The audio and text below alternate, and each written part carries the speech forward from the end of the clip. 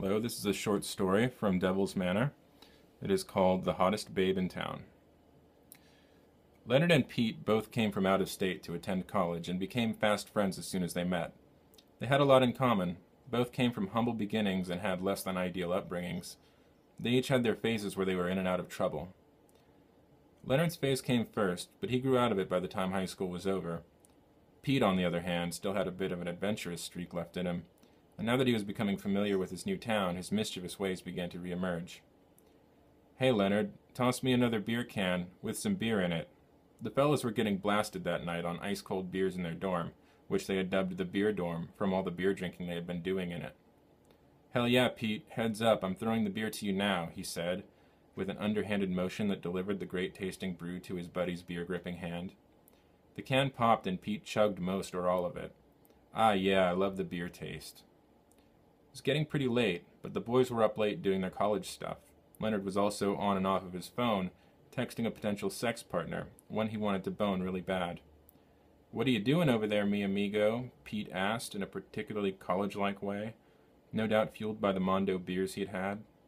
"Oh, it's nothing. Just talking to someone I want to have sex with." "Hell yeah," Peter shouted as soon as he heard the word sex. "Nice, dude." "Yeah, I think she wants to hang out tonight. She sounds pretty horny according to the stuff she's sending to my phone, and I'm definitely horny too, but I can't bring her here and we can't go to her place." "Oh, say no more, I know just the place." It was rare that Peter had an idea, much less a good one, but Leo was mega horned up at this time and willing to entertain. "You can meet her down at Devil House, bust in through the window, and you guys can do all kinds of sex stuff in there." By Devil's House, he meant Devil's Manor, of course. It was currently in a state of disrepair with no occupants, no doubt because of all the cool and well-told erotic thriller stories that have come out of it. "No, Pete, we're not going to break into a place. That might be your style, but it's not ours, not anymore." "Ah, fine, you chowderhead. I'll come with and I'll break in for you. Then you guys can go in and do the sex." The ice-cold and refreshing beers had gotten to Leonard's reasoning because that sounded like a good idea. And besides, it would be good to have a lookout while the sex was happening.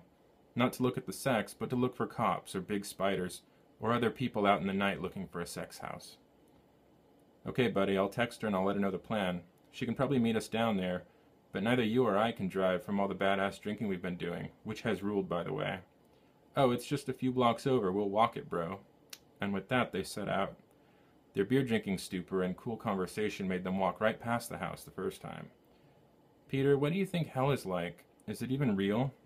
"I believe hell is real, and it's a place where I can't jack off," Pete said. "Man, I can't wait to get up into that attic and look out for you guys and jack off. I love jacking off. I love to jack it." The pair reached the house. It was decrepit and looked as if it hadn't been lived in for at least a decade, maybe more.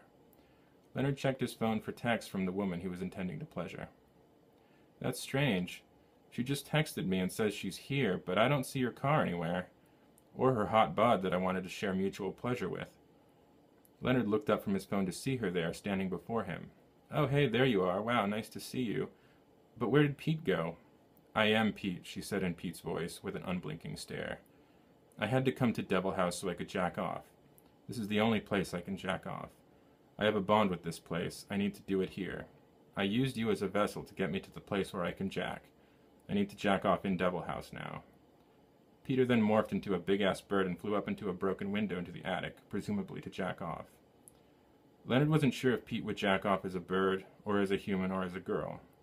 As he walked home, he figured that if it were him, he would probably turn into the girl and look in a mirror for a while, then turn back into himself and jack off while thinking about the girl.